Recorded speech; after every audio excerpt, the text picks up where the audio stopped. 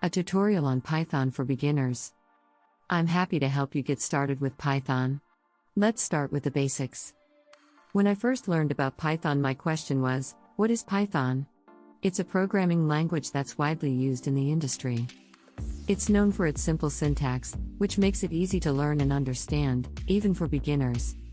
You can use it to build websites and web applications, analyze data, automate tasks, and even build games. It's often used in data science and machine learning, allowing people to build models and extract insights from data.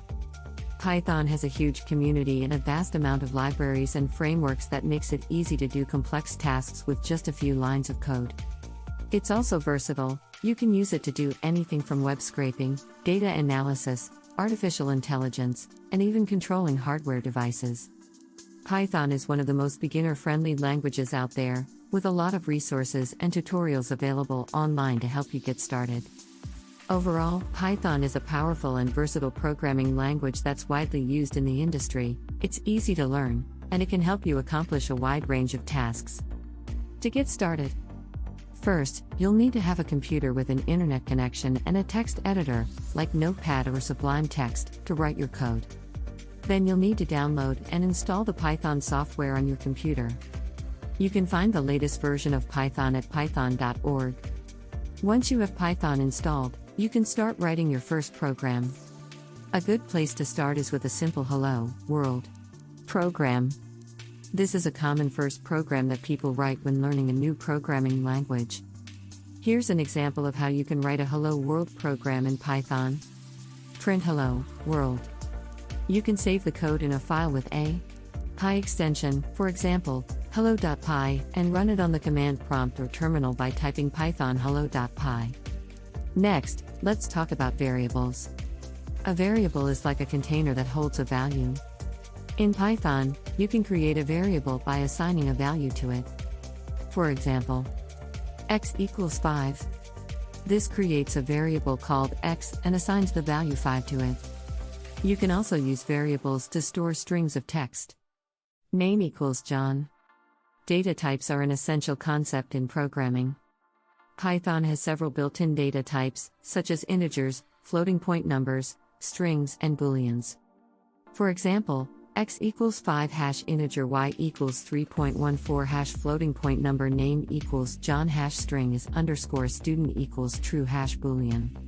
Python also has a variety of control flow statements, such as if-else statements and loops, that allow you to control the flow of your program. For example, you can use an if-else statement to check if a number is even or odd. X equals 5 if x%2 equals 0 print even, or print odd.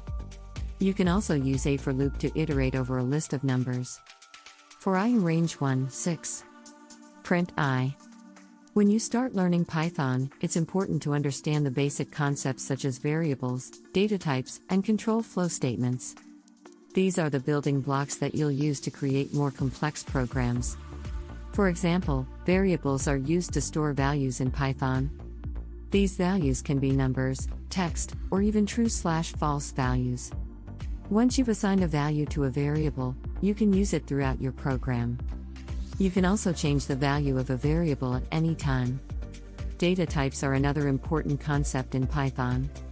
Python has several built-in data types, such as integers, floating point numbers, strings, and booleans. It's important to understand the different data types because each one has its own set of properties and methods that you can use to manipulate the data. Control flow statements, such as if-else statements and loops, allow you to control the flow of your program. These statements allow you to create conditions, so your code only runs when certain conditions are met. For example, you can use an if-else statement to check if a number is even or odd, or you can use a for loop to iterate over a list of numbers. Once you've learned the basics of Python, you can start experimenting with more advanced concepts such as functions, classes, and modules. These will allow you to create more complex programs, and they will help you to organize your code better. Here are a few basic examples of Python code that you can try. Hello, World. Program print Hello, World. Simple math program that adds two numbers together. X equals 5 years equals 3 sum equals x plus y print sum. Using a loop to print numbers from 1 to 10. For I in range 1, 11, print I using a if statement to check if a number is even or odd x equals 5 if x% 2 equals 0, print even, or print odd. Using a while loop to print hello, world. 5 times. I equals 0 while I less than 5 print hello, world. I plus equals 1. A program that takes user input and prints it back. Name equals input. What is your name? Print hello, plus name plus. This code uses the input function to prompt the user for their name, and stores the input in a variable called name. The print function is then used to display a greeting using the user's name. A program that calculates the area of a circle. Import math radius equals float input. Enter the radius of the circle, area equals math.pi radius 2. Print the area of the circle is area. This code uses the input function to prompt the user for the radius of a circle and stores it in the variable radius. The math module is imported, which gives us access to the value of pi. Then we use the formula to calculate the area of a circle and print the result. A program that generates a random number, import random number equals random.randint1, 10 print random number, random_number. This code uses the random module, which provides various functions for working with random numbers. The randint function is used to generate a random integer between two given values, in this case, 1 and 10. The generated number is then stored in the variable random_number and printed on the screen using the print function. Keep in mind that this code generates a random number every time you run it, so you will get different results each time. You can change the range of numbers by changing the values passed to randint function. These are just a few basic examples of Python code that you can try out. As you learn more about Python, you'll be able to write more complex programs and use more advanced features of the language. Remember to keep experimenting and try new things.